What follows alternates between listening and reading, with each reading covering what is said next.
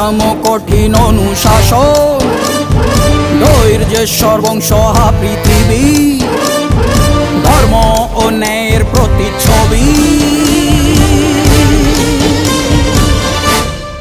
মনে রেখো, রানী অরুন্ধতির সাম্রাজ্য এটা, এখানে অন্যায়ের কোনো স্থান নেই। জয় জয়